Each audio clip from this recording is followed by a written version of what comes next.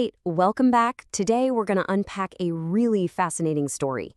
It's about a high-stakes election, a huge technological promise that was supposed to heal a nation, and a spectacular failure that left absolutely everyone asking, was it just a glitch, or was it a grand conspiracy? Let's start with this quote, because it really sets the stage. It captures this incredible hope that Kenyans had for their democracy. And that optimism was the perfect backdrop for what was supposed to be a groundbreaking experiment in their elections. But, as we're about to see, all that hope was about to be put to the ultimate test. So, to really get what happened in 2013, we first have to rewind the clock. We've got to go back to the election of 2007, which was traumatic, violent, and bitterly disputed. It was an event that left some really deep scars on the entire nation. So, after all the chaos of 2007, an independent body called the Kriegler Commission was formed to figure out how to stop this from ever happening again. And their big recommendation was a total game changer: use technology. The idea was to make the whole process transparent and trustworthy. So, right from the start, technology was cast as the hero of this story, the savior of Kenyan democracy. Okay, so the plan itself was built on these three huge pillars of trust. First up, you had biometric voter registration, using fingerprints to make sure the voter list was clean and accurate. Second, electronic voter ID, so every single voter could be verified instantly at the polling station. And third, the results transmission system, which would send vote counts electronically, the idea being to prevent any funny business with the paper ballots. And look, the goal here wasn't just about being faster, it was about visibly rebuilding public faith in the whole democratic process, piece by piece. So the plan was incredibly ambitious, right? And the stakes just could not have been higher. But on Election Day, March 4th, 2013, that whole high-tech promise just began to spectacularly fall apart right in front of everyone. I mean, the difference between what was promised and what actually happened, it was just staggering. Those biometric kits, the front line of this new trust, they failed all over the place. Some had dead batteries and no way to charge them, others had the wrong voter data, and a lot of the operators just had no idea what they were doing.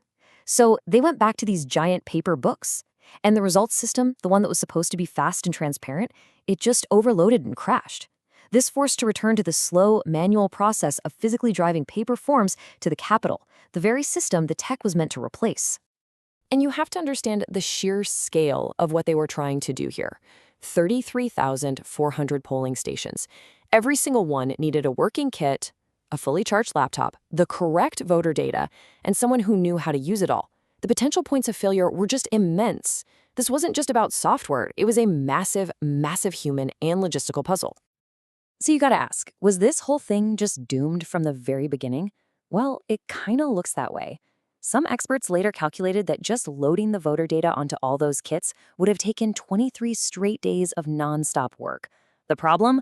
The Electoral Commission only had about 11 days to do it.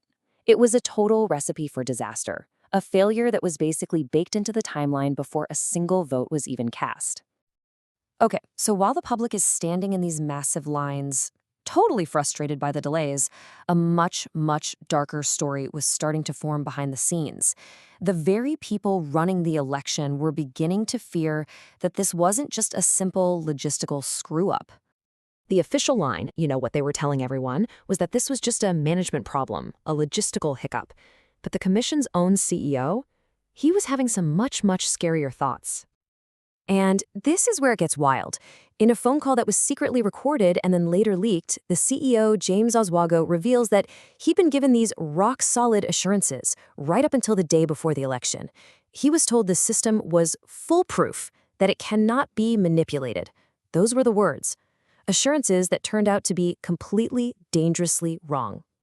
And when you hear that conversation, it is absolutely chilling. He wasn't just talking about mistakes or incompetence. No, he was voicing these really specific fears, that a senior intelligence officer might have gotten into the system, that some unknown external person was brought in to work on the result system. He felt like the whole process had been completely compromised. So, you've got the CEO worried about spies and insiders, and then, out of nowhere, this mysterious new figure pops up online, claiming he'd found the digital smoking gun. Now, to really get what this hacker was claiming, we need to quickly talk about a tech concept called data mirroring. It's actually pretty simple. Think of it like having two computer screens showing the exact same document. If you type a word on one screen, it instantly appears on the other. It's a perfect live copy. So this hacker, who nobody knew, lays out this very clear step-by-step story. Step 1, he says he broke into the servers of a company called Kenkel, which was a vendor for both the Election Commission and a major political party. Step 2, on those servers he finds two databases, one for the official results and one for the political party. And then, the bombshell, step 3, he claims the party's database was a live, mirrored copy of the official results. And to back it all up, he posts these screenshots, and they seem to show two different databases, but with the exact same final vote counts, down to the last digit. I mean, the implication was just massive. That one political party had a secret, real-time feed of the official results, suggesting the whole system was rigged. All right, so we've got this explosive claim, right? And what looks like a digital smoking gun. But how real was it? Let's switch gears now and look at the other side of the story, where the experts started to pull this whole thing apart. Because once the forensic tech experts got their hands on the hackers' so-called evidence, they started finding some pretty big red flags, things that made them question if his story was legit at all. And what's so interesting here is how you have these two completely different stories sitting side by side. On the one hand, the case for manipulation. You've got the CEO's fears, the hacker's claims, a shared vendor. It's all very suspicious. But on the other hand, the case for pure incompetence. There's a mountain of evidence of procurement delays, undertrained staff, and just total logistical chaos. So, which is it? So here's why the experts were so skeptical. The hacker's proof it didn't add up. They pointed out that the size of his log file was way too small for a national election database. The file format was labeled with a little K instead of the standard KB, a weird little mistake. And the biggest red flag? The database folder was named Scott, which is a default name that comes with Oracle software for training purposes. It's not something you'd ever see in a real, secure, live election system. And so, in the end, the official explanation came from the man in charge, the chairman of the Electoral Commission, Isaac Hassan. He flatly rejected all the conspiracy talk. For him, the answer was simple. It was human failure, a catastrophic breakdown in management, in process, and in people.